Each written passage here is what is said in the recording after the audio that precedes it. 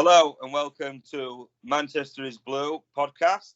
And today we're joined by Ian Bishops and the 5 Pints In boys. Right then, lads. First things first, what do we think to the possibility of football restarting? Obviously, it's just restarted in Germany. Do you think that's a possibility to happen in England? Yeah, we've got a tentative day, haven't we, for the 12th of June? And I think we were talking last week on our own podcast that, everything's got to be safe, which goes without saying. But I missed it, and I know supporters in general don't want to play behind closed doors, but I just want to see footy on the telly again, to be honest with you. Yeah, I don't see any reason why, if the German league, the first week, if it goes well, I don't see any reason why we shouldn't start in the Premier League. It's behind closed doors. They're being extra safe about it. They've got precautions in place. They're setting a good example, so I don't see any reason why they can't start unless the players... It'll be interesting to see what the pitfalls are from it, though, if any. You're going to take the good and bad from it and learn from it. And as usual, the Germans are first, so... Yeah. I mean, if you were playing now, Ian, how would you feel about it? Because, it's all right me telling a footballer, well, crack on. But obviously, they're people too. They've got families, such as David Silva, who's got a bit of a sickly little lad. Maybe he's thinking, I don't want to play. So how would you think with that side of it? Look, if you don't want to play, don't play. I think the clubs will give them that option. I'm thinking this has never happened before, but I'll tell you my own personal situation was 9/11. When these were babies, the 2 boys were babies, and we were supposed to fly to New York that morning. And the league got stopped there with 3 games left, and placings stayed as they were. Whoever was in the playoffs went in the playoffs. And we actually had the first playoff game 2 weeks after the 9/11 tragedy. And the manager said to us, look, you don't have to fly if you don't want to. Because we couldn't even get a direct flight because they said, with all that fuel, it would be too big a bomb. Cheers for that.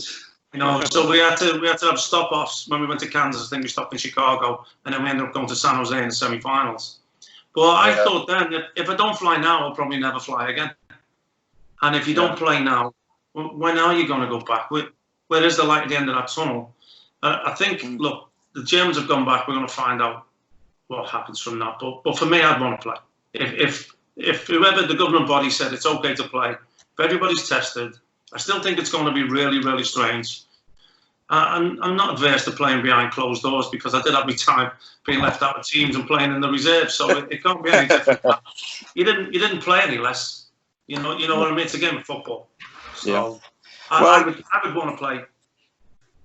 I actually was going to ask you that. I was going to say, if it is all behind closed doors, do you think we're going to see some players maybe play better without the pressure of fans being there? I know you're on telly, but I guess you get used to just playing football. I bet you've seen players do something on a training pitch. I'm guessing, I'm going to give you one now. I bet Mangala looks decent on the training pitch, but he can't play for shit on it. That's a good point, actually, isn't it? That's a good point, because you do have some players. Look, I know, let me say, Main Road, great place to play, wasn't as intimidating as Upton Park. So Upton Park, when it's really close, and the stadiums that are really close, that is intimidating. I've seen some of the home players fail because of it. It wasn't just pressure on the away players, more pressure on the home players to perform, and some broke. And maybe they will be better for it. You're never going to cater to that, are you, in the future? So I think managers and fans realise that now, and if that's the case and you have players like that, they shouldn't be there. I just think too, it poses the question: is it a different competition at that point? Does it change the outcome? Like, are you playing? You changed the formula. We had Dortmund versus PSG. The second leg was behind closed doors, and PSG flipped it. Now, are you altering what was meant to be? And is that a case for not continuing the season? That's not where I stand, but it's a question. I think PSG would have flipped it anyway. I don't think you can call it that it was, I'm just saying as an example. Oh, they still flipped it even without the backing of their own fans. Yeah. Okay. Because the Dortmund fans, we spoke about this a couple of weeks ago, the Dortmund fans are crazy, aren't they? got to think about the impact they have. Yeah. Yeah. Just to let everybody know, Tom's just joined us. He had a bit of technical difficulty earlier. Hello, chaps. How are we doing? It's all right, son. How's it going? Yeah, good. I recognise that Scouse accent a mile away. You okay? Yeah. 1 and 2 Cockneys. Yeah. All born in London. Oh, yeah. I've only just come halfway into that conversation then. But one interesting point about the playing behind closed doors. I don't know if you covered this, so forgive me if you did. I mean, the likes of Brighton and the smaller clubs that have quite a good home record against sort of top 6, top 5 clubs at home. You know, playing at a neutral ground would be terrible for them. Have we all decided that playing at their own ground would be the best way forward? I'm assuming we are. No, but we were just going to get onto that though. But yeah, like Tom says, with the home advantage and the neutral grounds, different play, like you said, Upton Park's quite a compact pitch. If they do play on a neutral ground, do you think it's going to hinder both teams, or some teams worse than others? I don't see the point there. I just don't know where they came up with that. It really baffles me. I know the police are saying, "Oh, you play at home, you're going to get sections of fans that come together outside." Well, would they rather watch a game on the phone, or would they rather be at home watching it on the telly? You know. Yeah. If fans are that fanatical about going to the home ground and listening to it outside the stadium, what's to say they won't travel 50 miles to watch the game outside another stadium? It makes maybe that's why you said Australia. Yeah. Yeah. Yeah, I mean the bottom 6 clubs, I think it was the bottom 6, opposed doing it well, they said they'd do it on neutral ground as long as there was no relegation. But then what's the point of that? Because I mean, but that also goes back to your point about players wanting to play. The players in the relegation zone probably won't want to play because they won't want to be there fighting that relegation and failing. You know, so and then the rest of it, you know, I've seen Danny Rose say something we shouldn't even be talking about returning to football, probably because he doesn't care as much as well. Maybe he is overcautious and he does have family, or you know, there's that way of looking at it. But maybe because Newcastle playing for nothing, that it doesn't matter anymore. The closed doors thing, you know, who knows what's going through people's minds. Yeah. I can completely get the behind closed doors. I think we can all agree that's going to happen, isn't it? I think, but the idea of playing at a neutral ground is just balmy. I don't get it. So like you say, it makes no difference. And if they, for example, they chose 5 pitches, 6 pitches to play on, the state of those pitches in 3 or 4 weeks' time is going to be terrible after the season starts again. So it makes no sense. See how far we've gone. They would be terrible. Just look back at some of the videos in the 90s. Yeah, they would be terrible. Well, you'd have a little ball patch near the goal or something. Hey, we don't want to hinder our prima donna footballers, Ian. Come on. You must have listened to our podcast, then. Yeah, I'm about to say, I've listened to your podcast, Ian, and I know you disapprove of the modern footballer. Not disapprove of it. There's a lot of the game that I love, and like I said, I couldn't miss it. But there's a lot of it that does my frigging head in, and I can't help voicing my opinion. Look, the reason we started the podcast was because we talk like this in the pub after the game. You know, I live 3 hours away, but I do come up here sometimes, and we go to, you know, we go and do exactly what we do on the podcast. We spout bullshit to each other about footy and don't care what we say really, and that's where we come up with the idea about the 5 pints in to make sure that we loosened our tongues and we said what we really thought. And sometimes we swear a lot. I mean, maybe too much, but that's what happens. Like you said with the Dickie and the Trevor interview, we thought, oh, we'll get some guests on, it'd be great. And now we're 5 pints in before we start, and then we have a 4-hour session on the phone with them. So by the end of it, we're scalloped, you know. And there was one I did from Liverpool when I was over in England, and Geordie was working. Because it was a Monday, we had to record it. Geordie was working and we couldn't do it till 7, which was midnight in England, and I'd gone out at 3 o'clock. So I've come home at midnight and done a podcast. I listened to it. I haven't, and I don't even know what I've said. I don't want to. It's like I just finished the night shift and thought, oh, I'll just catch a last pint in pub with my mates. And they were all doing their own jokes, and I was just sat with them. Well, yeah, I got home from work, and we were waiting for him. We couldn't get a hold of you, and then you finally called. It was late. It was later than midnight UK time. It was like. Well, I know I got home at midnight. Yeah, but that was a difficult one to edit. I will say that. I still haven't heard it. I don't want to. To be fair, the most of the lads that do our podcast, they wouldn't pass they wouldn't be able to drive afterwards. I have to be the sober one. I have to steady the ship. Yeah. Moving on. So we've covered if and when, but let's just say hypothetically it doesn't restart. What do you think the best course of action is to finish this league? I mean, yeah, that's a hard question. Yeah. I said something, didn't I, that might finish it quicker. I said, you know, leave them the way they are, because obviously Liverpool have won the league. City. Oh, you can't say that on this podcast, though. City, Leicester. No. To be fair, I hate Liverpool, but I'm not bitter. They deserve it. Yeah, I think we've all held our hands up. As a Liverpool fan, though, after so long without winning the trophy, would you really hold your hand up and be like, "We won it"? But this is how we won it. You know. It's not their fault. Yeah, I know, but you'll get slaved for the rest of your life. You know, like they still think they won league when we beat them. 13-14, so they'll still be bringing that up. Yeah. Hey, don't forget, somebody's still got to go back to Liverpool here. Otherwise, that's got to get jumped in town. Now, what I said was leave the top four as they are, as it is now, right? I'm fine with that. Well, United are in. Oh, I've said the word, but they're in 5th. Sheffield United have a game in hand, right? And could jump over them. So let them two play a playoff for the Europa League, home and away, behind closed doors, right? And I know Wolves are sitting between them, but points per game. I think Sheffield United have more points per game than Wolves. So they right. Okay, but anyway, but Sheffield United can, with the game in hand, jump above United. So give them the opportunity to play United 2 legs. You know, don't think anyone can complain about that. The winner goes into the Europa Cup. Down the bottom, 6th play bottom. 5th from bottom place 2nd. 2 games, knockout. If you win, you stay up. If you lose, you go down. So Norwich still have a chance. Villa can say we've got a game in hand, but they can only go to 4th from bottom. So it won't get them out of it. It will just mean they play somebody different. They'll probably play Watford instead of Bournemouth or whatever it works out at. So they're still in there. And then the championship can stay as it is. There's no games in hand. Everybody's in the playoff spots. Let them play the playoffs. Exactly how it is. I mean, I think it'd be exciting, the bottom 6.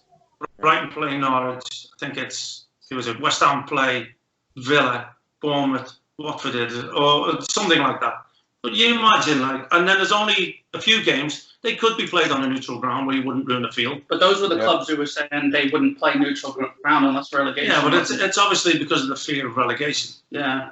So but you're always going to have someone, like in League One when they said, who was it? I forget the team. One of the teams that got relegated are suing the French football league. There'll be people suing everybody. Wouldn't you rather do that if you're a bottom team than actually have to go back and play Man City, Liverpool, Chelsea, and all that?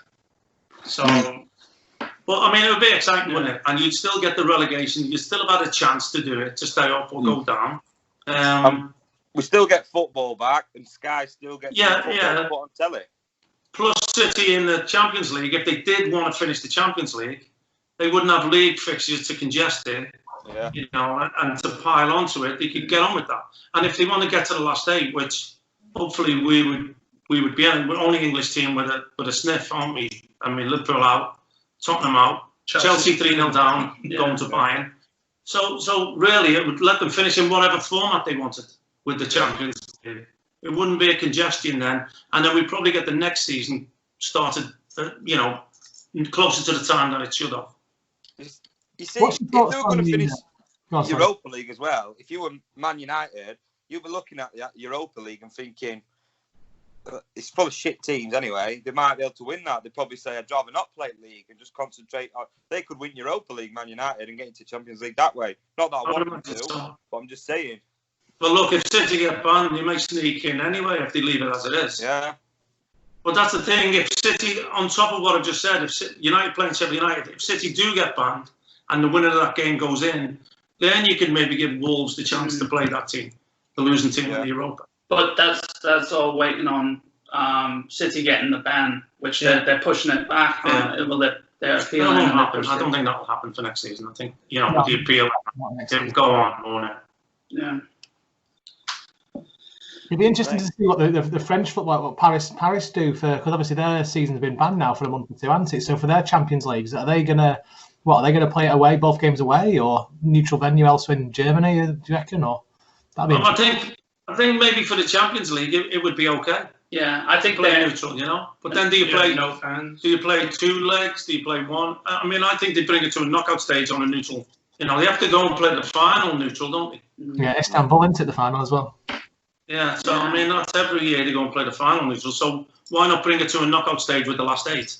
Draw it like you would a cup competition and have 1 game on a neutral ground. I think it's only going to be three rounds, isn't it? Yeah, to the semis and the final. I think PSG will be desperate to finish it as well. I mean, they've been looking for it for the past few seasons. They've got a powerhouse team. They're desperate, aren't they? They're not good enough. I don't think so either. But I'm just saying they're not going to complain and say, well, we're not playing our league games. We can't. Yeah, they don't want to look forward to the Champions League. Yeah. I mean, Connor, as a Chelsea fan, I mean, would you want to concentrate on if they said one or other, would you think, I'm going to play Bayern Munich, try and overturn a 3-0, or would you just rather write that game off, say, we'll concentrate on league? I mean, before all this happened, we're in pretty shit form, so I'm honestly not too safe with either of them. I'm fine saying cut it off right now and stay in the top 4, but we're definitely, there's nothing coming back from Bayern. There's no way. They're not going to do it Spurs, Ajax, or Liverpool, Barcelona. No, but it happened last season. And it's the Champions League. Of course, anything can happen. But I mean, I hate to say it. I don't have the. But I'm trying to be reasonable. Yeah, but you talk about player form as well. Who knows how that's going to be when we get back? He's only 2 pints in. After 5 pints in, he'd be confident. No, I was going to say that with the likes of Chelsea being in the top 4 already, and then not in form. It's just like last season when Spurs, Arsenal, Man United, everyone was just like doing terrible towards the end of last season. Nobody wanted it. It's like, imagine if this happened for when Leicester won the league, when they were in that crazy form. Do you think it would have, like, when they came back, do you think they would have came back and actually been able to win it? Or do you think that would have just ruined history? It's an interesting point because I've actually thought this because you have players who have a bad season. They come back after like a new pre-season, and they're like different signings, aren't they? We're going to see that. I don't know, do you? We might see somebody who's been a worldie or someone who like. I'm hoping that Bruno Fernandes come back absolutely dog shit. But... right. I mean, I don't know who it was, but he's surrounded by enough of it. Yeah. Right. I remember hearing Aguero's not the best in training. And obviously, on the pitch, he's one of the best players on the planet. So, do you think behind closed doors, he plays it like a training session, or do you think he? I think he's just hungry for the goal. I think he switches on. Yeah. Yeah, I think he's 100%. I think as soon as he crosses that line, he turns into an absolute animal, and he's a different animal. I think you always see him on his Instagram posts with. When he's playing FIFA, he's usually got his leg up with one of those ice bags around his legs. So I always keep thinking to myself, he's taking it easy in training just to bring out the big guns at the weekend. Yeah. Is that in real life or on FIFA? He's got the ice pack on. So, as you lads have named it, VAR Souls. Where do we? Is it catching on? Well, we're using that. They're already on about if we do come back to football, not even bringing it back to finish the season. So, do we call it an experiment that failed, or do we? I think that's an understatement. I would have been Guy Fawkes and left all the dynamite outside that little shed that they sit in. And waited until they were all in there at the same time. Draw them into a false sense of security. Yeah. Free cakes, lads. Come on. Yeah, they've got cameras outside the shed though that they'll watch the replay of and find out. Yeah, they'll still get it wrong. Yeah, they get it wrong. They get away with it. That stick of dynamite was just over the edge. Yeah. As a City fan, I've got to say we have been shafted. We got shafted in Champions League against Liverpool 2 seasons ago. When it didn't have VAR, then we got shafted when it did have VAR against Spurs, and then we just see.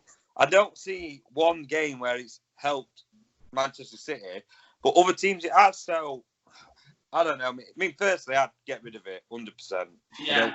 I mean, I'm biased, but honestly, it seems to help Liverpool every time. I mean, there's been so many goals that have gone for them, you know, and so many offsides that have been. I mean, I remember a goal in the beginning of the season. Milner scored. Milner crossed it in. And he was offside. I forget who it was. It's supposed to be there to decide things, and it's a coin flip, isn't it? The people out there, everybody out in the pitch is standing waiting. Nobody knows what it's going to be. I don't think the refs know what it's going to be. Even people in the VAR room look at it and look at it and look at it and still balls it up. So for me, it's a coin flip. The fact that it's hindered City helped Liverpool. It's also helped, I think, Sheffield United and a couple of other teams. So you can't just. I mean, it was always like that anyway, wasn't it? Anfield or Old Trafford. Yeah. There was always the refs and penalties down the Kop end or the Stretford end.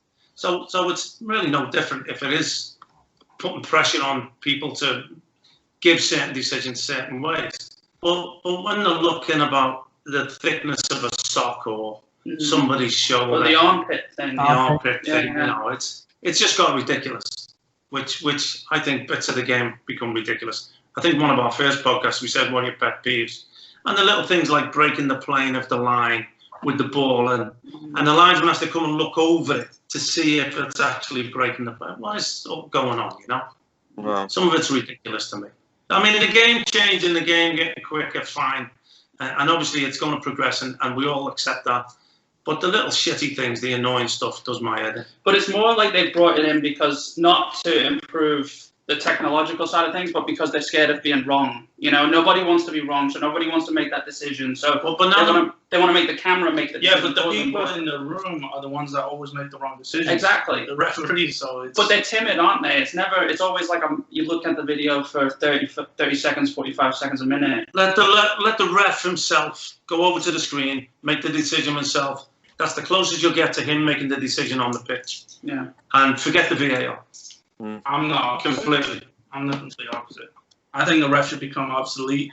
Have just that person in the middle of the pitch to blow the whistle, and then have actual players in the room or people that have played the game at one point in their life, and have a quick 5 seconds, 15 seconds at max. If they get it wrong, they get it wrong. They only have 15 seconds. I just think there's something different though with seeing it in person. I think that's the that's the most true. This also takes away from the conspiracies behind it. Yeah, you know, like if you're like, oh, if there wasn't VAR and that whole thing that happened with Tottenham and that, and like Llorente scoring a handball and all that, you would look at it and be like, you know what, I think there was a little conspiracy behind there. You know. I think it would be easier if they stopped confusing themselves by changing the rules. Yeah, exactly. Yeah. Tweaking them little bits here and there. They've put themselves in that position to make themselves look stupid, you know. And if you're talking about the referees becoming obsolete, if enough of them go in that shed at the same time when I'm putting the dynamite, they will become obsolete.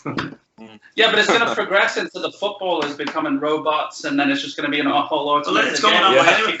That's why you need them in there with like beers. Yeah, it's going to be like a foosball table. My fear is for the today's footballer in 20 years' time, what's he going to be saying about the game?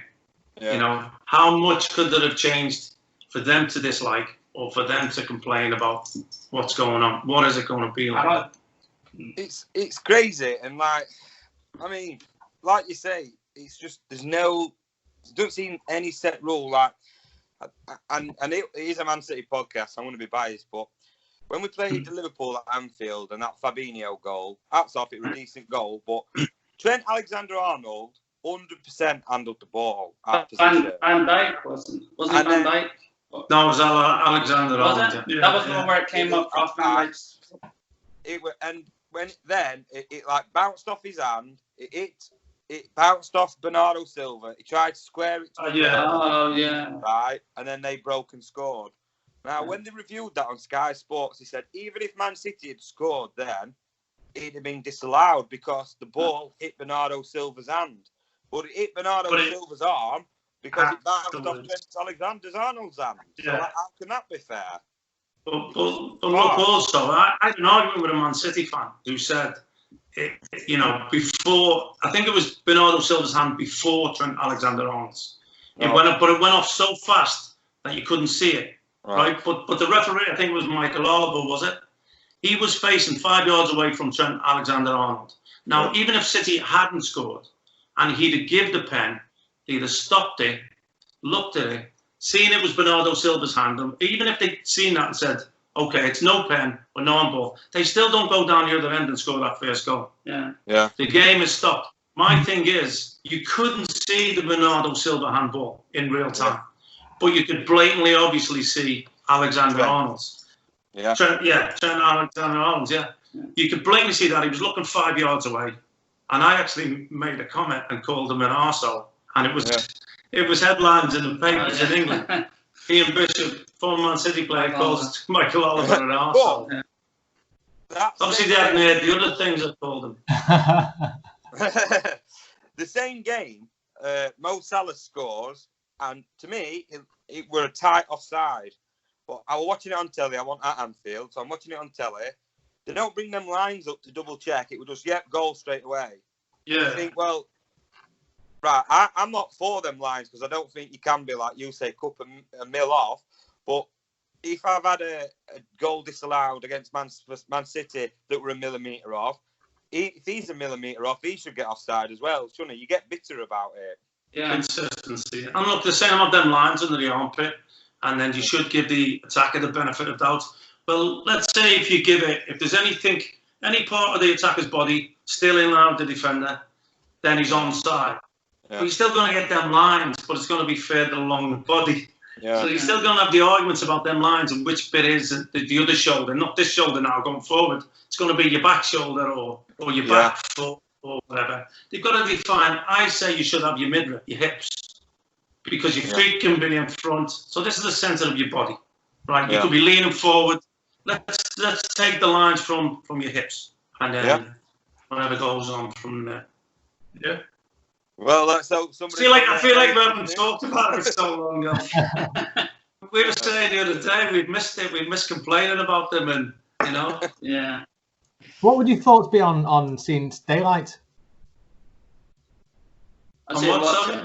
Seeing daylight between the players to give the offside, or if it was an offside decision, you'd have to see daylight for it to be offside.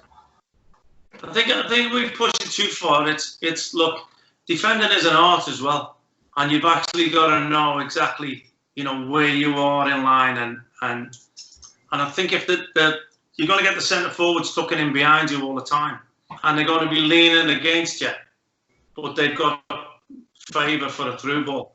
So I think that maybe would be, if you understand what I'm saying, there's nothing to stop a defender going behind the defensive line, an attacker, and being in touch with the defender, and physically holding them off, But that scenario, I think that may be pushing it a little bit. Look, people will always find a way to beat it, to cheat it, or to find the ways to sneak it, Yeah. And I think that would be one way of doing it if it was daylight, because you could physically stand goal side of the defender against them and have the advantage. Yeah, and then you start considering like a nudge or foul to correct that. Who's pushing who? Is he leading in, or maybe cause confusion and chaos? Yeah. But what are your thoughts, though, Tom? Asking that question. It's a really tough one, this, because I'm really interested to hear yours from the ex-pro side of things, because obviously I see it watching in, and it's for me. I'm happy with not. I think daylight would be silly. I think it'd be too much. If I'm brutally honest, I think that if you can score with it, you should be offside from that point of view. But it's when they get down to the nitty-gritty, like you said before, as Jordan said about the armpits and the fingernails and the toenails and stuff like that. It's hard for me to look into it and say, right, this is what I think and this is the answer, because I can put myself in everyone's shoes. I can put myself in the FA's shoes, saying, right, everything's got to be like with the law. This is the rule book, and we're sticking by it because we put this to one side now because they've kind of made the bed, haven't they? But as a fan, seeing somebody be offside by half a toe and then running 30 yards and scoring a goal. Come on, that's there's loads of variances there to be able to change opinions. It's a hard one, honestly. I wish I knew the answer. Yeah, well, whichever we argue about, I think the main thing, I think Connor brought it up, was have ex-pros in the VAR room. Yeah. You've got to get the opinion of ex-players, because these referees, I've always said it, on their day off, can you imagine them in the pub with their mates in their jeans watching the footy? Yeah. I don't see it. You couldn't, could you? No. They're not football people. So get football people involved. They want a rule book which they can rewrite as often as they want, which they do and shoot themselves in the foot. But at least sit them down, put them through classes with ex-pros, whatever, just something, just to give them an insight into the game itself, which is, I can't stand this. I think it was Ancelotti at the end of the Everton, was it the Man U game? Yeah, when that dodgy goal went in, when I think it was Sigurdsson was on the floor. Yeah. And it should have been a goal in my eyes, Yeah. It should have been a goal. And then you've got Ancelotti coming and asking, he wasn't even berating the ref. And then the ref's looking at him, talking to him, treating him like a little schoolboy. Yeah. See that? They think they've got that authority. You need to take that away. That needs to stop. Well, back in the 90s, look, you could still say fuck off to a ref and he'll go, oh, you're having a shiter as well. So, they would have banter with you back then. And we've lost that connect, I think. Yeah. It's everybody's separate now. And they haven't helped themselves. I think they've just showed their ignorance with the VAR. I think that's what it's done more than anything. They've shown their lack of knowledge for the game. Yeah. Right. It's great back to slamming the VAR again. You know what? We've not talked about it for like 8 weeks. On the agenda today, I was like, oh, here we go. Yeah. I'll wheel that one out. Blood. Yeah, I Your know. blood going a bit. So you're gonna make me angry. Yeah, that's the reason I brought it up, because he brings it up on his podcast so much. I thought I'd keep a bit of confidence. Just poking him. Hey, don't mate, I'm 55 at the end of the month. I'm becoming a moaning old man. I've just realised now, coming out of the house, I don't like people anymore. But I'm sorry, lads, we are going to have to pinch of our souls, and we're going to use that as a noun for referees. As long as you give us a mensch, as long as you let them know where you're going. There's no copyright. Love it. Right then, let's move on. So, now, because we are Manchester City based, what is your opinion on how the team's done this season? Just lost too many games, mate. I mean, the blatantly obvious is Laporte. Yeah. You miss him. It made us lose Fernandinho. It made us lose him also. I know he was back there, but we lost him from that holding midfield role. And when you look and you lose that many, look, if you look at Liverpool, I think over the last 2 seasons, I think they have been more consistent than we have. Yeah. And sometimes you have to take your hat off to it. They've lost only 1 game. That's the big difference. Yeah. Too many, we can go on about the VAR, but should one decision, as good as we are, should one decision change a whole game for us? I think we're that good that it shouldn't, No. It just hasn't happened that way, has it? And look, we're still waiting for John Stones to come and step into them big boy shoes that Pep thinks he has, which I always loved him, even before he came.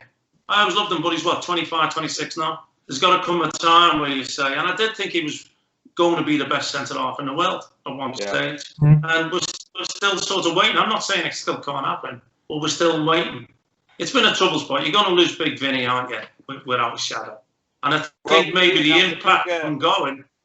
It's a big sore point on our pod, because I rate John Stones quite highly. And a lot of other admins said the piss out of me. But I do also. I've just said that. I do rate him, but I want him to step up. We know what he's capable of. And I love the way Pep defended him in the beginning. When he came from Everton, he was making cock-ups at Everton because he was wanting to play football at the back. Yeah, he's gone and I didn't mind that. And then he's got a manager that says, you're free to do that. You are going to make mistakes, Are they going to be real costly ones? Sometimes. But you can't take that out of him. You can't all of a sudden say, John Stones, you're going to be Vinny Company. You're going to be this big, strong, strapping centre-back. It's not going to happen. It's a different style. It's a totally different I player. think you can see in real time Stones getting in his own head as well. Like, he'll make one small mistake, right, that won't be that costly, and then he'll get in his own head, and it'll just... You can see it's playing on him. So I think he's got a lot... I mean, he's a quality player, and I love him as a centre-back too. But I think he's got to learn to not let those little mistakes get to him and let them fuel him, But I still think he's got time. And I think under Pep is the right way for him to go. But what I was going to say too is this just highlights how important Laporte was. Pep called Laporte the best left-sided centre back in the world, and us losing him and how much we've missed him, it goes to show that we're scoring the goals. you know. So but even look Edison, who I think is the best keeper in the world. I don't care what anybody says. You know, the Wolves game, he gets himself sent off. Yeah. You know, we still should have won it probably 2-0 up, I think. And then, you know, you go to the Man United game where it's just 2 mistakes. But you still can't chastise him for it. You still can't have to go. It's just these things have been happening this season, and it is the difference. And when you've got somebody going on as well as Liverpool are, 2 losses, 3 losses are still too many. Yeah. You know? I mean, with the centre backs, and a lot of City fans criticise Pep for not going big on a centre back this season, with us losing Vincent Kompany. But I've always defended Pep with this, because how did he know John Stones and Otamendi were going to have such a shit season? Do you know what I mean?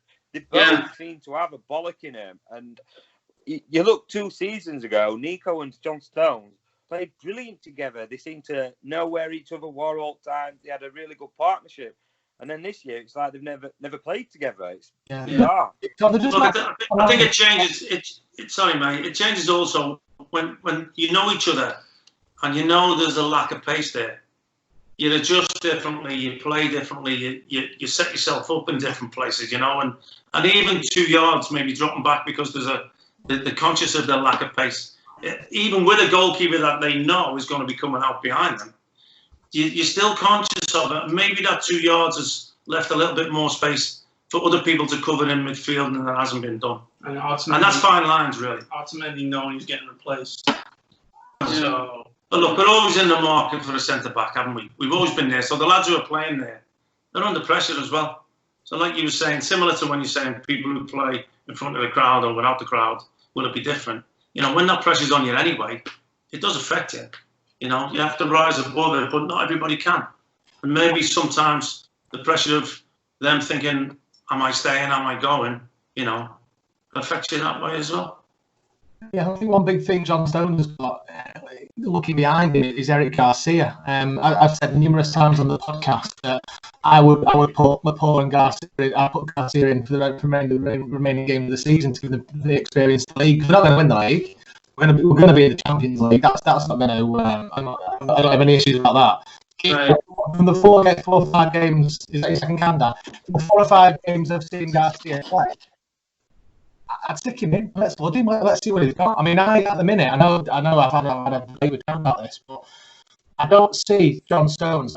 He is capable of greatness. He is capable of doing really well. He's just not kicked on this season. And for me, he's had his opportunities to kick on this season. He's just not taking it. I put Garcia in. I put the younger lads in. But I think now is the perfect time. Yeah. I think now when you know we're safely in the playoff, we're not going to overtake Liverpool, even if it carries on. Safely in the Champions League, you can experiment now, can't you? Exactly. Or is it, you know, is it, and that's for everybody except the relegation teams, really. I think that'd be good for Stones as well. To build his confidence. Yeah, to build competition, really, because I think Walker benefited from Cancelo coming in, sort of, this big new signing. He had a spell, didn't he? He had a spell he was leaving Kyle Walker out as well this season.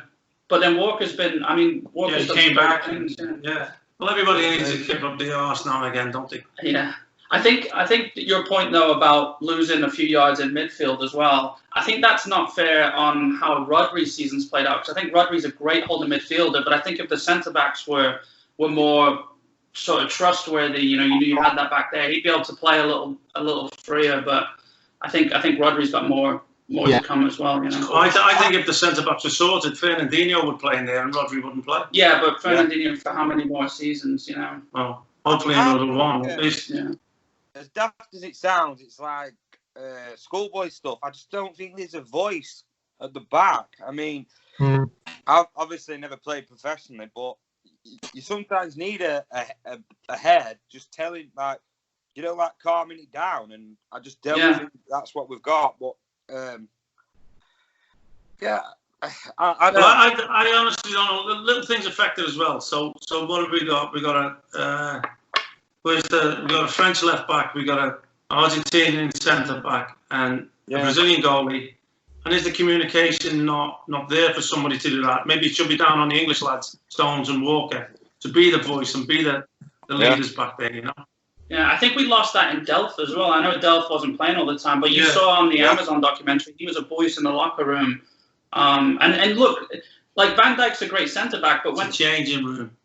In the changing room, like that's what Van Dijk brought to Liverpool, though, wasn't it? It was a voice. It was that sort of that presence. Presence at the back. He's got a lot of quality. Well, yeah, but I'm just saying. I think that was what Liverpool was lacking. Yeah. Like I think that was, and that's what right now we're lacking. And Pep's looking to bring in a young centre back, and I don't know if that fixes the problem. It's funny. Well, I'm thinking Bonucci bringing in somebody a bit more experienced. I love Bonucci. On the cheap, probably as well. Yeah, we almost got him. He's old now, isn't he? Yeah, 34 or something. Maybe. Yeah. I remember he didn't come to Chelsea though because of his wife or something. Yeah. So I think his wife didn't want to come to England. Yeah, but he didn't want to come to Alex, England. sort of different telling. Sorry. I thought you were going to say she'd be shopping too much. We're just dipping us toe into something I wanted to ask you anyway, Ian, because obviously I've listened to your pod anyway, and you talk about when Joe Royle brought you into City, that you were sort of the senior pro, you were brought in to come on, ease the tension, and even more recent City teams have had a similar thing. Vincent Kompany being a senior pro when we brought Patrick Vieira, he sort of got us over the line for FA Cup. So do you agree that is what City need now? Maybe somebody who's been about a bit, played the game. Yeah, I think psychologically, more than ability wise, I think that's where we've missed Kompany most. Yeah. I think for the players that he left behind, he's left the void. You know what I mean? I mean, look, I know Joe. When I talk about Joe, when he brought me in, I know he brought me to bring the dressing room together. Because when I first arrived, there was 54 pros, people on big contracts who didn't have a chance of playing. Joe was brought in to try and steady the ship. So as a manager, he was brought in a similar vein. And I think for me, to get the young group that he had in mind, or the group that he had in mind, to come together and forget about the disaster that was about to happen, and what may happen the following season in the second division, the third tier. I think bringing me in, look, I think sometimes it worked against me as well, the way I was as a person. I've always liked to go out and enjoy myself. I've always sort of leaned towards the players who do the same. We've always had great camaraderie in the dressing room. It's one thing that it does bring. Any new player came to the club, first thing we did was take them out. And it wasn't the fact that we were alcoholics. Look, some players became alcoholics, and that goes with that went with the territory back then, because we did enjoy both sides of it. Don't get me wrong, when the football came, you talk about Aguero, we were there. It was football, it was what we did. Yeah. Going out was just to fill time till we played the next game, to be honest with you. But you need to build that friendship and that fact that I want to die for this fella in a nightclub or on the football field. And I think it bred that. And I think Joe knew I was that type of person, but I would still produce on the field. And I didn't come there to be sub and come and calm things. And, it was just unfortunate. I thought I was still capable of playing the Premiership at 32, which was the age I was when I came back to City. I mean, look, I left West Ham because of personal issues with the manager, not because I couldn't play anymore or my legs had gone or anything like that. I mean, I think I proved I think I should have played more in the Premier League at 35 when we got back up. I think if I do have any criticism of Joe at the time, we played with 5 centre-backs, 3 at the back and 2 in midfield. And I thought, we've come to a league where it's football. Why not put the footballer in there? Even though I was 35-year-old, I still think I deserve to play. I deserve to start. I had all the staff behind me saying you should be playing, and Joe had a job to do, which I appreciate. It's why I've never really hated Howard Kendall for selling me. It's why I've never hated Harry for sort of killing me last season at West Ham, in a sense, because I understand football. They've got a job to do, and I have to respect that. I'm going to get offended and hurt sometimes, like every player. I'm not going to suck. It's football to me. When you put that shirt on?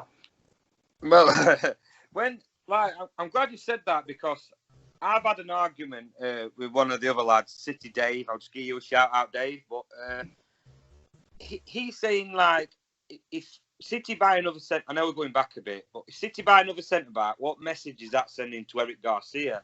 Well, I said, if Eric Garcia wants to be a pro footballer, he's got to think, right, I'm making that centre back position's mine. Whoever comes in, yeah. I'm good enough. He can sign a £100 million player. I'm better than him, and I'm going to make that point. You do need that as a pro footballer, don't you? And I can imagine you thought that your whole life here, even when. Well, I'll tell you. Look, a City thing. When I came back the second time, when we went up, Joe signed Tony Grant, right? Similar player to me, right? I was picking him up, bringing him in on his first days because we were coming in from. I was Southport and he was Liverpool. I was picking him up, and the first time I picked him up, the first thing I said in the car to him was, "You're gonna have to wait, you know." I said, "You don't think you're coming here and you're just going to get in. It's not going to happen." And it didn't happen. But we became best friends, you know. Whenever he was playing, I wanted to help him. I wanted to talk to him. I wanted to pull him aside if I was on the bench. I wanted to pull him aside, some of the things he was doing right and wrong. You know, because it was going to be the future of Man City, which is the bigger picture and what's important. But he was going to have a fight on his hands. He wasn't just going to come in and there's your play, special step aside. It was never like that. But we had that camaraderie at the time, didn't we? We had that dressing room. That whoever came in, they fitted straight in. It's why we got the continuous promotions. Because Joe knew what type of person to bring in as well, you know. So who were the senior players when you came in? We were talking Dickov, Pollock, Whitley. Sean Lipstein was there, wasn't he? So you're going a bit funny, mate. Yeah, you're cutting out. It's all distorted a little bit. Oh, sorry, guys. Can you hear me okay now? Still the same, man. Yeah. It's sort of like we can hear what sort of make out what you're saying, but it's all. Your picture's frozen. I was just thinking about who were the senior players when you came on board. Oh, okay, yeah. I know we brought in Jobbo, Richard Jobson. When I first signed, it was Neil McNabb, but the second time it was me, and then Richard Jobson. It was sort of I think the two of us, and then there was a massive gap age-wise. You know, we had your Jeff Whitleys and your Brownies, and you know the younger lads that Tony Vaughan. You know, he brought Andy Morrison in. He wasn't as old as us, but he was that type of leader, you know, and that presence. He was a mountain, wasn't he? He was a Vincent Kompany type. Yeah. You know, I'm not saying he was as good a player, but you know, he brought something to us, and he was frightening. He was scary. He still is, even when I come home and see him. I still apologise for calling them names on the pitch once. Good lad, though. Great lad. Yeah, great lad. When City played Barcelona a few years ago, I met him outside Nou Camp, and he's a big unit even now. He's got bigger, but he's got muscly as well, yeah. I mean, he's manager of a non-league team, isn't he, in Wales? Yeah. God help the players. You know when we could stand up and have a row with the manager? God help them players when they see him. Yeah. I mean, we actually tried to get him on here and we texted him saying, "Do you fancy coming on here?" But I haven't got Skype. We're like, "Okay, Andy, no worries, pal." Didn't ask him to download it around. We'll come round your house. So, do you think the presence in the locker room could be fixed by bringing Kompany back in a managerial, not to take Pep's position, but I mean, Pep doesn't have an assistant really since Arteta left. Do you think Kompany could fill those boots and bring that presence back, even though he's not on the pitch? It's not a bad shot, though. Yeah. I don't think he'd want to go into management and come back, though. Yeah, I like that idea, but I mean, we've been linked with every Tom, Dick, and Harry Pep's ever managed as his assistant. Yeah. But I mean, you probably better speak it like. What would you think, Ian, if an ex-pro came in as coach? Would he still have that same influence, or would he just be a coach? Or well, look, it's going to be tough. Look, with Pep, and I don't know how the dynamics are with him and his number two or his coaching staff. It'd be hard to tell him what was right and what was wrong. I think he's the best coach in the world, you know, and I think he's innovative and he's trying to progress the game in general. I think, you know, it's good if he is capable of bouncing off people, which sort of tweaks what he's thinking anyway. But you've got to be strong personality to go in and say, look, I don't think this is right. I don't think that's right. Do you not think this isn't working? Do you not think that's what Vinny was doing already though in the last season? But look, he was the coach on the field, wasn't he? Yeah. And you need them. You do need that coach on the field, which is what I felt I was with the youngsters. You know, Kev Horlock, even though they had experience, they were still young and they still sort of looked to you when things weren't going right. You know, I always look. I never got into the coaching side, but it doesn't mean I can't coach. I always enjoyed that side. I always organised on the pitch. I didn't want to get into the coaching because of the way the game went at that time, and I still don't feel any different. I still haven't gone and got my badges, my licenses. But I mean, I've coached at youth level. I still love doing it and enjoy doing it, and love talking football. You know, I'm not afraid, even with the podcast, to now bring out what we say in the pub out into the public, because, you know, I'm sick of shouting at the telly as well. Yeah. Well, while you're on that, now we've got you on our podcast. We're just Man City fans. This is giving people an opportunity to meet exit players and like players we've grown up idolising. So it is a brilliant format to do that, but I couldn't imagine doing that with a modern day player. I just couldn't imagine Aguero. I mean, no offence to him, but I don't imagine he'd do the same thing like an ex-pro. No. Well, we actually run the gauntlet, don't we? When you have people who remember you as a player and sort of maybe idolise you, now we may come up with something that they don't agree with and run the gauntlet. Did I break up then? Yeah. Oh, fuck. Do you know what? I did a great little speech then and all. Where did you get it? I was talking at the same time. I think the thing is, it makes you more human as well, don't forget. Talking to us and putting your face in front of a camera, it does make you more human, and people do appreciate it. Yeah, sometimes, I mean, you want that. I actually want that. Because it is strange at times when people put you on that pedestal and don't realise you're just a normal person that happened to do what they loved, you know? We got fortunate to be able to do and play the game and have the job. That was the best job in the world, really. Yeah. Just to interject, I was 15 when I was at Wembley, and I saw you put on the yellow shirt. So you are nothing more than a superhero in my eyes, pal. There's nowhere near you. Please don't put yourself in the bracket. Have a great day. I heard that. Yeah. Did you do that? But like, I mean, we obviously used to drink and all that, and all ex-players used to drink. But to me, still do. A bunch of lads, first-team players, like a bunch of lads. It's only like being on a building site, innit? But you play football and earn better money. Do you know That's what I said.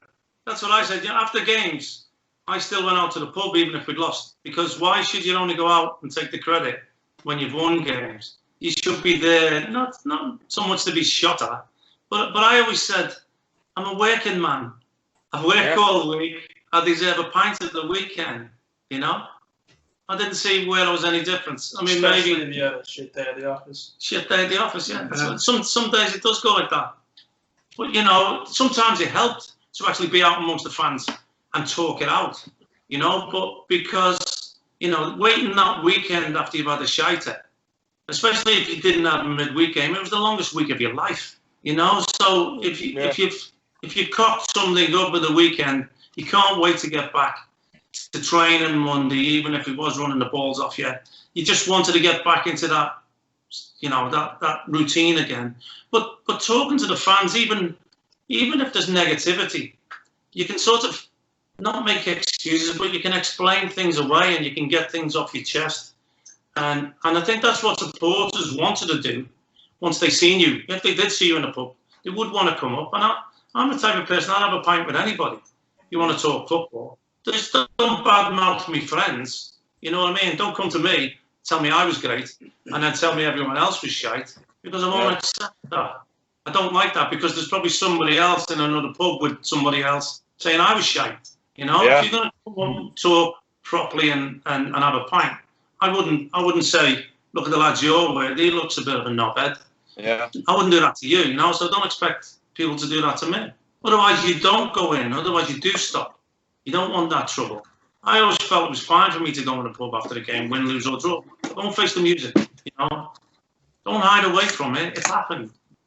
Be strong in yourself and go and face the music. Because look, at the end of the day, you're playing in front of 30, 40,000 people. There's no hiding place. Everybody's seeing what's happened. You know, you hide away in your house and you know, can't wait for Monday. You've got 5 days to wait. It's torture. Yeah. And that's why I can't understand why they complain about so many games now. I would have played Saturday, Wednesday, Saturday for 15 years. Love being out there. And then you're having 10 pints every Tuesday, Saturday, Sunday. Not if we play Wednesday. It'll be Wednesday after the game. Maybe Thursday afternoon before 12.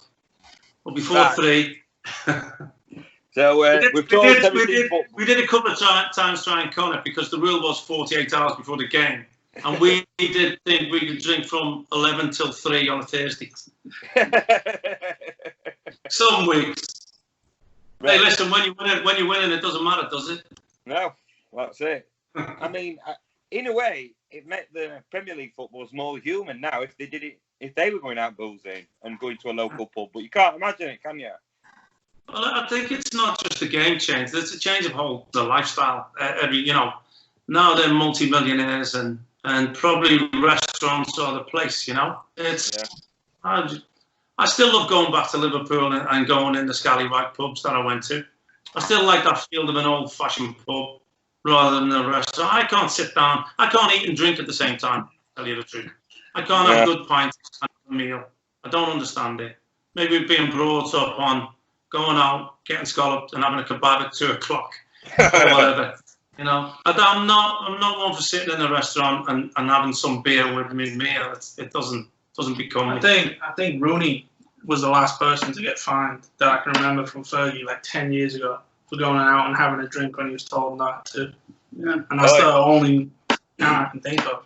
Yeah, I've got to say we broke every curfew. A league part of his book. Oh yeah, sorry. All right, we've already covered that. Don't do us, Kyle. Right. Look, that goes to look. If people are worried about supporters going to the stadium, if the players don't adhere to the rules, the supporters certainly aren't, are they? You know. Yeah, I mean, he is going through some personal things, Kyle Walker. So I'm not going to slate him, but I've got to say, so's a lot of people. So I've got nothing. Look, I've got nothing wrong with him wanting to go and see his family. You know what I mean? I've got nothing wrong with that. I mean, there is implications. Okay, if he catches something and gives it back to his own family or whatever. I mean, the other thing was what killed him. Really, I don't think it would have been so much made of seeing his family if he hadn't done the other stuff. Yeah, but he comes back and does his job, doesn't he? Yeah. It's just, I just think, I mean, Kyle Walker's sort of a little bit old-fashioned if you compare him to the other footballers around him. Yeah, he's sort of on the cusp, isn't he? Yeah. He's on the cusp. So I don't think maybe he doesn't fully grasp that he is just in the spotlight and anything he does is sort of going to influence. I he's a human first before he's a celebrity. Yeah. I can't believe we're in a day and age where we're having a pop at him for doing it. Yeah. You know what I mean? Yeah. That's what we're just going to regular about him. Yeah. Right. We're going to have to talk about the Gillingham playoffs because we've talked everything football, but we can't miss talking about this. Right. So, I'm going to have to say my man of match that game was the referee, Mark Hasley, for giving all that extra time. This is the VAR. Yeah. So, come on, Ian. Did you still believe that we were going to turn that around? Yeah, because you always do. That's why I took the quick throw in for the second goal, which I don't get any credit for. See it in the highlights. You only go as far back as who was it, Gareth Taylor's flick on or something, and then the Goats. What was it, Kev? Taylor's flick on, Kev to Goats to Dickie. And look, don't pull him up any more than he's already frigging getting by. It was a deflection. I don't want to put the mockers on it. It was deflected into the top corner. No, I'm just jealous. It was an amazing day. You know, I mean, look, I shouldn't have even been there. That was the thing. You know, I'd got arrested a couple of days earlier. No, I'm joking. I'd torn my hamstring, hadn't I, the last game of the season, and the specialist said 6 weeks. And the final was 3 weeks away. So I shouldn't have even been there. I missed the semis. I think I tweeted yesterday, I was in the kit box watching Dickie's goal in the first leg against Whitley. Yeah. What a finish. I didn't realise. Yeah, I was in the kit box drunk with the City fans watching on the big screen. So I didn't realise at the time how good a goal it was.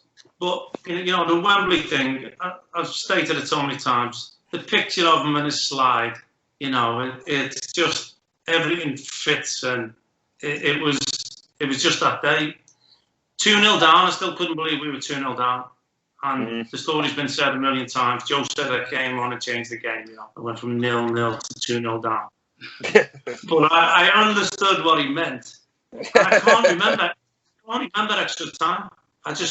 There's nothing sticks in my mind about what happened. I think, if I'm right, I did make a run with the ball and maybe should have gone on my own, and I've ended up passing it off and we missed a chance, not a clear chance. But other than that, I don't remember the 30 minutes of extra time. I remember getting all the lads together for the penalties, and I still don't know if it was the very first time, but making sure we were all together with our arms around each other.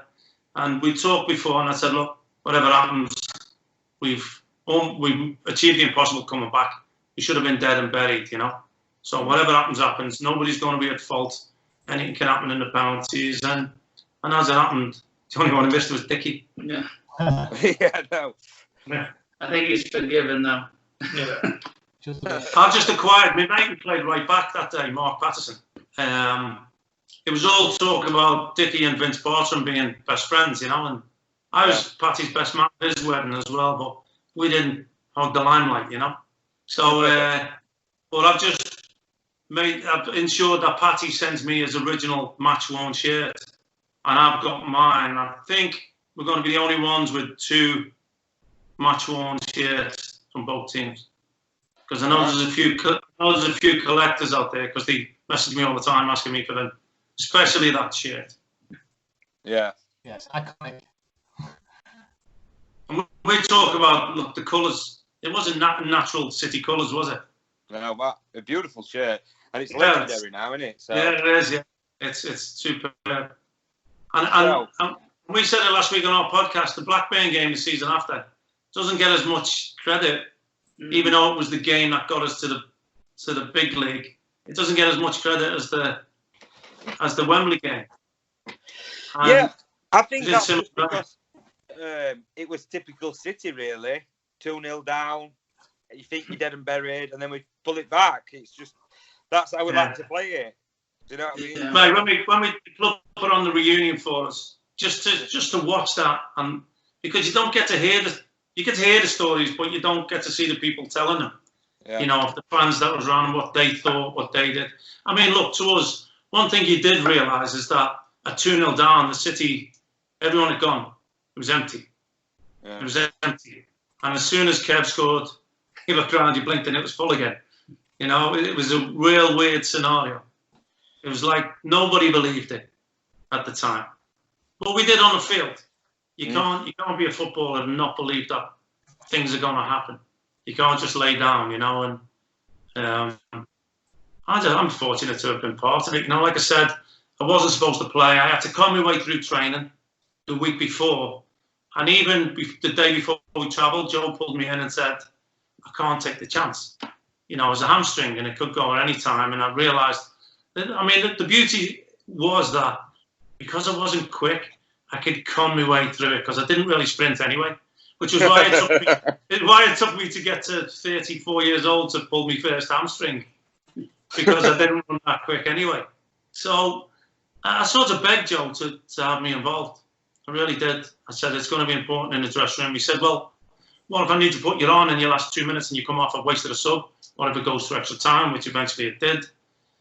And I got through an hour of the game, really, protecting myself and really trying to rally the lads and get them going. And look, it's no slight against Brownie, but who came off for me at the time, but we really wasn't playing.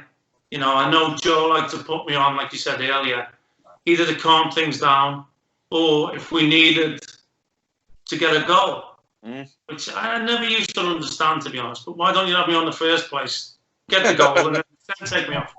You know, it was. Well, yeah.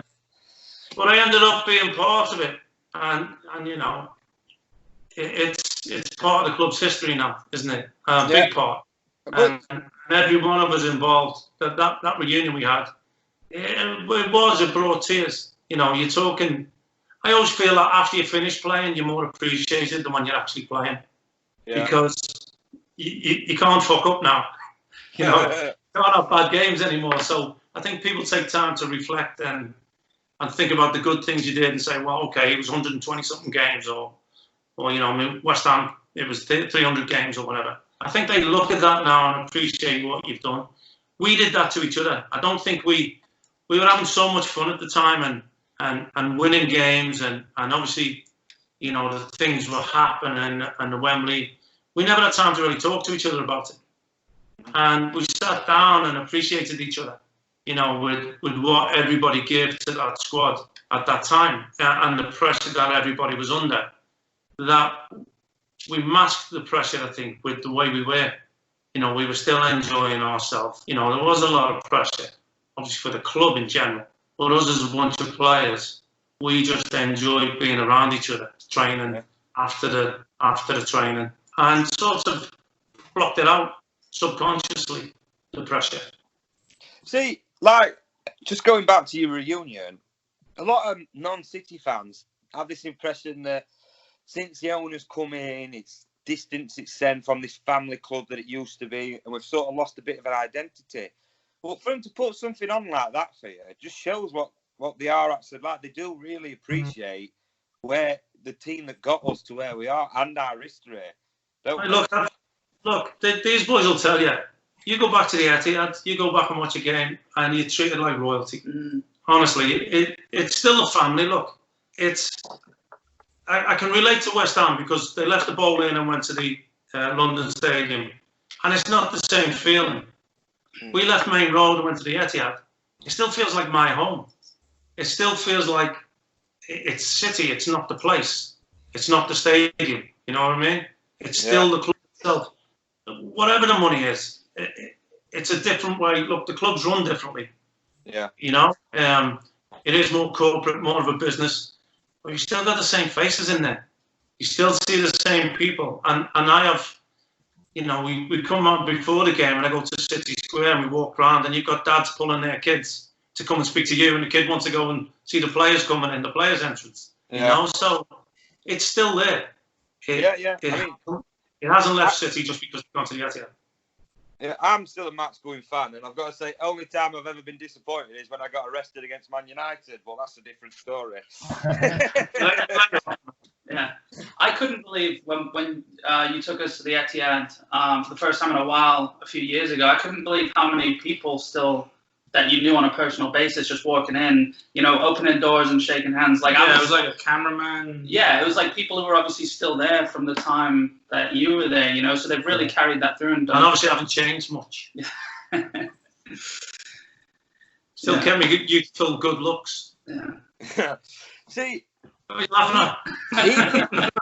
even if you didn't come back here, you'd have still been written in folklore for your diving header against Man United, wouldn't you? So yeah. Well, look, there's not many people can say that they played in 3 different decades for the club. You know, I was involved in 10 years apart, 2 of the most iconic games, obviously before 2012 and all that. But the good thing is, no matter what's happened since, it hasn't been forgotten. It hasn't been pushed aside, you know, and it's very humbling at times, you know, because I've been retired 15, 20, almost 20 years. I've been retired from the game itself, and there's a little bit of embarrassment at times when it's still coming up, but then there's an understanding why, because if you think back to where we've been and where we've got to now, you can't have what we have now without thinking about where we was, you know, otherwise it doesn't have the same effect. It's like winning or losing, or, you know, you don't know how good it is to win until you know the feeling of losing. So I think it's been kept in everybody's minds. Obviously iconic days as well. The 5-1 was, you know, it lasted until the 6-1 at Old Trafford. So, and even then, when I thought I hated that result, it still hasn't been pushed aside and forgotten and replaced the 6-1. It's still there alongside it, you know, partly because of the circumstances. I think the 6-1, City were the dominant team anyway. It's the bigger club, the better team. When we played with the 5-1, they were the team of millionaires, and we were youngsters then, young kids, and nobody expected us to win. Never mind, we're 5-1. You know. When I told my father you were coming on, he says, "Tell him I was there." Oh, like, yeah, all right, Dad. You and 34. Did he close the fight behind the goal? Because if he remembers, we had to go off the field for about 8 minutes or so. We had to go off. Honestly, we were 6 minutes in or something, and all the fans spilled over, and the police were taking people along the touchline in headlocks. And which is good old-fashioned football then. It was brilliant. Yeah. And we were in the dressing room. To be fair, in that first 6 or 7 minutes, we thought, oh shit. They sort of came out with a vengeance, you know what I mean? We thought, we better stop this. And then we came out. It was like revitalising us, really. That break sort of did us the world of good. And then you go 3-0 up half time. And then we're sitting back in the dressing room at half time going, is it still enough? 3-0, is it still enough, you know? And it wasn't for me till the 4th goal. Once the 4th one went in, it was party time, you know? I think we started really playing that. See, I'm not going to lie. I mean, I'm only 30, so I wasn't even born, but I know about it. But my dad, obviously, he always says that Paul Lake played in that game, obviously. He always says Paul Lake was the best player for City as a centre-back. I mean, did you see that in him? I think he was going to be. I don't know about as a centre-back, but as a right-back, as a midfield player, as a wide left player, as a central midfield player, he could have been special. And I do believe he would have captained England. I really do. I did talk sport the other day, and they asked me to pick the best 11 I've played with or against, which is the hardest thing that anybody who played through the 80s and 90s, for me, it's the hardest thing anyone could do. There's so many, could have picked 3 teams, to tell you the truth, the players we played against in that era. But I ended up putting Lakey in at right back. I needed to get him in. I couldn't get him in my midfield of Hoddle, Robson and Liam Brady. Yeah. But I wanted him in that team, and I've ended up squeezing him in at right back because he needed to be in it. It's just a shame what happened to him, you know. I think he was going to go on a captain England. Yeah. Shame, isn't it? I mean, and probably if it happened nowadays, he'd probably got his injuries sorted out, you'd have thought. You don't know. Maybe, yeah. Or wouldn't have got injured because nobody tackles anymore. Not like that.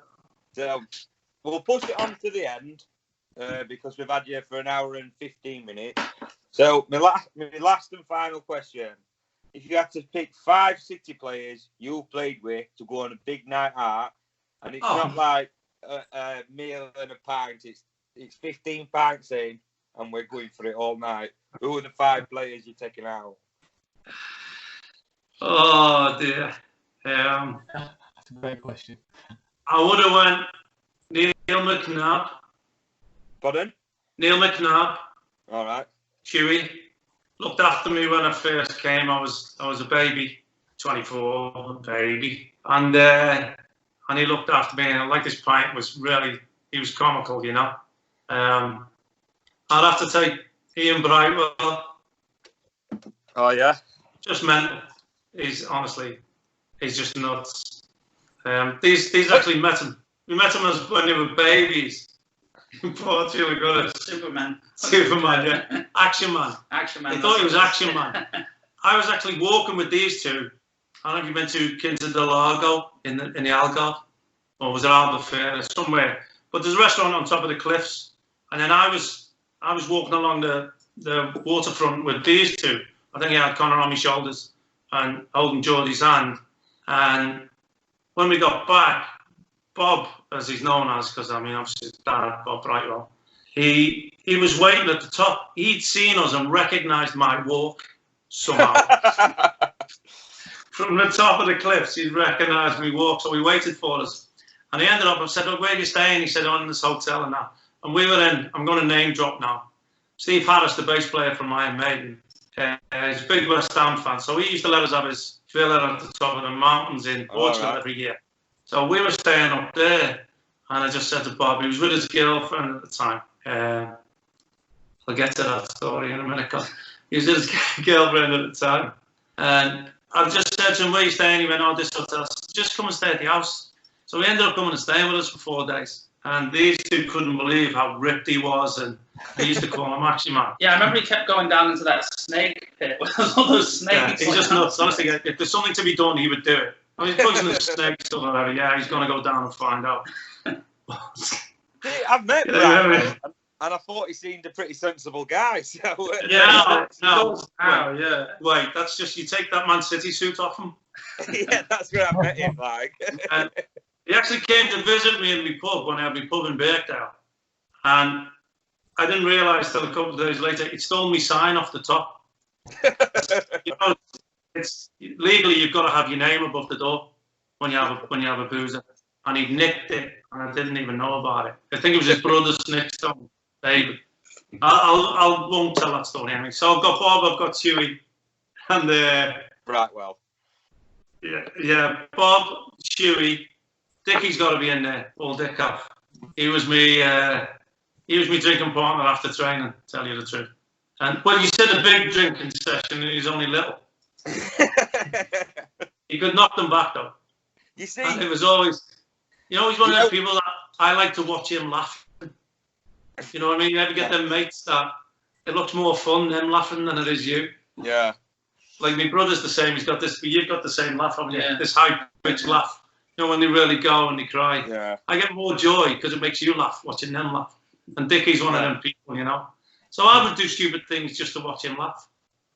Yeah, you see, it came across that in your podcast with him because I've only known him as because he's sort of like an ambassador of the club, he's a bit of a serious bloke, and then when you're on with you and he's singing about goat's tits and that, oh yeah, boy. Well, that's what our podcast is supposed to do.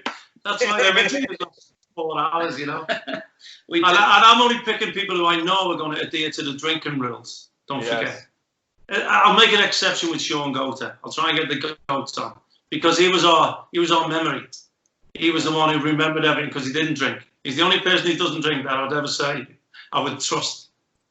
Because he was the one that told us. He just used to sit there smiling at us as we got drunker and drunker. Proper teetotal, or did he just have a couple of pints? No, I just never drank. Just never drank at all. Never tried it.